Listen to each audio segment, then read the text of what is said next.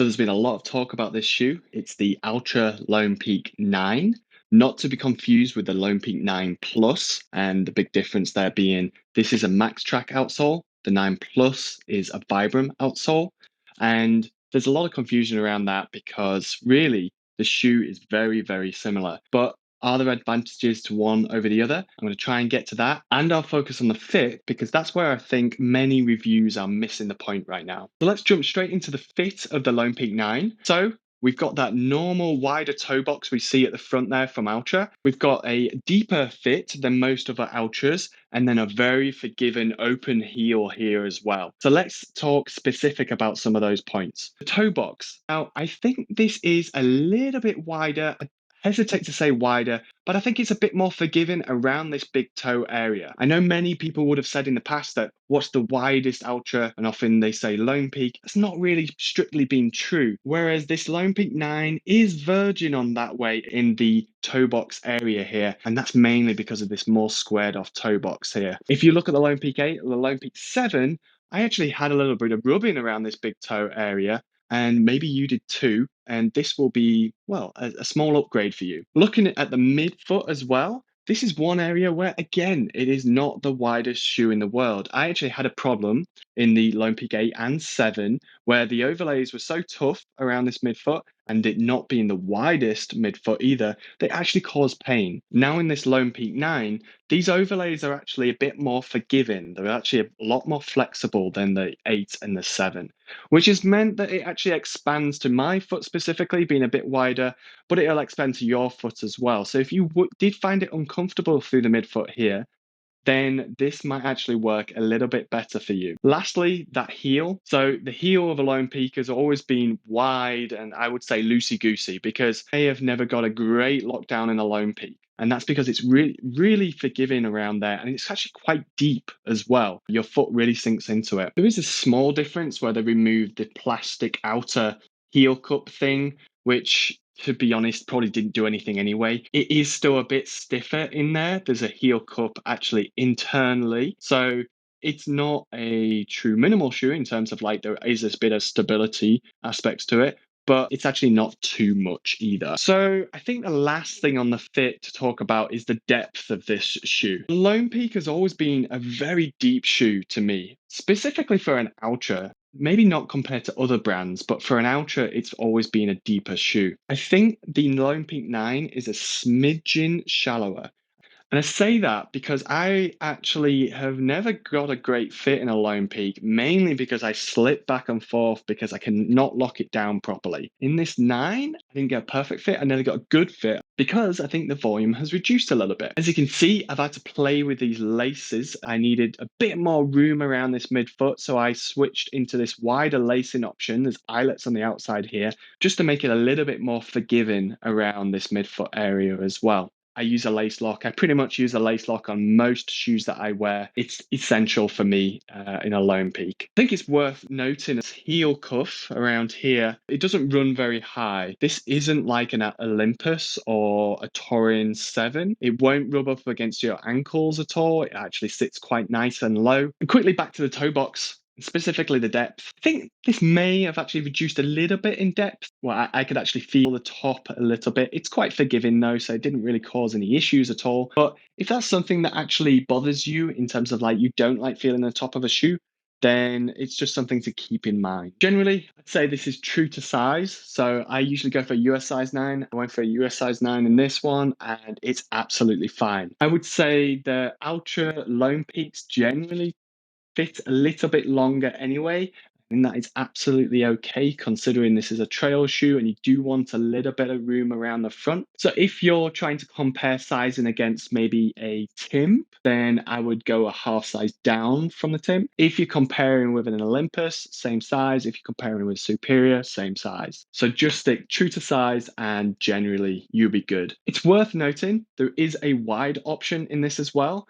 And I'd say go for that wide option if you have that wider midfoot. It's not so much about this toe box. This toe box is actually kind of nice and wide, especially with that more square big toe area that I mentioned before, but it's really about all of this material over the midfoot. If you have got that wider, deeper foot, it can be a nice option. Okay, let's quickly go through some of the features and the feel of this shoe. But like I said, this is the Lone Peak 9, not the 9 Plus. This is the Max Track version. So the biggest difference here, and what I've heard from others elsewhere, is the flexibility. So apparently the Vibram outsole is a little bit stiffer, meaning you actually lose a bit of flexibility through there. I actually quite enjoyed this version in general because from some of the Lone Peaks of the past, they have got stiffer and stiffer and stiffer. Whereas this one, I did feel a little bit more flexibility, a little bit more softness and bounce through the midsole, and I could actually feel the ground, which I think is kind of a bit strange to say for a 25mm stack height. With that much stack height, you wouldn't expect to actually feel that much underfoot. So to actually get a bit of ground feel was actually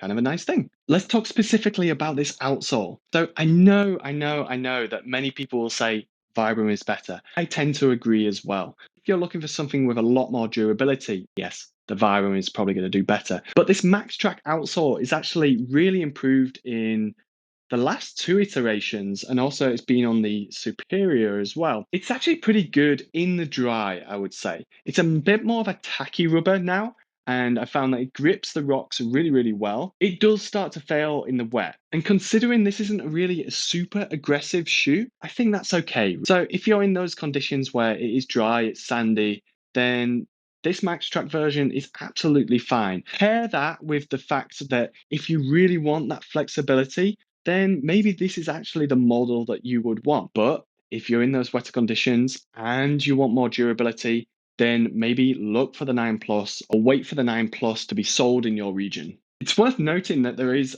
a few stability aspects to this shoe now. So if you look around this midsole here, you can see that it rises up slightly as it comes towards the heel around here. It does the exact same on the inside as well. And this just adds a little bit of stability in there, stops your foot from sliding over the side of the shoe, but then also from you falling over the side of the shoe too. In general, it did feel like a very stable kind of shoe for me, at least anyway. I wasn't rolling over the sides or rocking over the sides, which I actually did do in some of the previous versions. And that could be to do with some of the stability features that we do see in this now. This is still a neutral shoe, if you want to call it.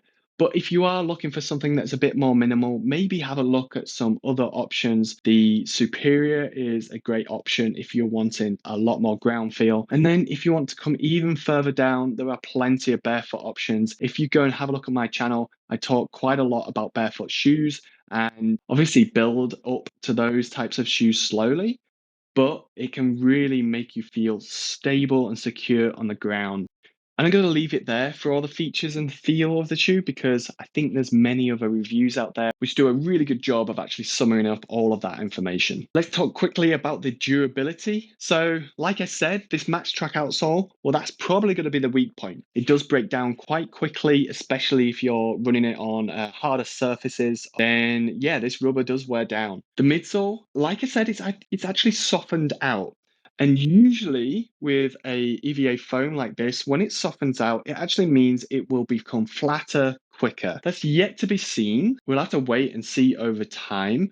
But with my experience in Ultras, especially with the EVA foam, is that they do get flat quite quickly. And to be honest, you can still run in them in that state. That's absolutely fine. Don't expect your Lone Peak at 200 miles to feel exactly like it did at 20 miles. Looking at the upper, well, I think this is actually the same material as we saw in the Lone Peak 8. It's actually a little bit more of a durable material and it actually did pretty well. The overlays, like I said, they're a little bit more flexible around the midfoot here, but still protective. They're in all the right areas to actually protect from any type of gashes or ripping. And there's extra overlays around the eyelets too.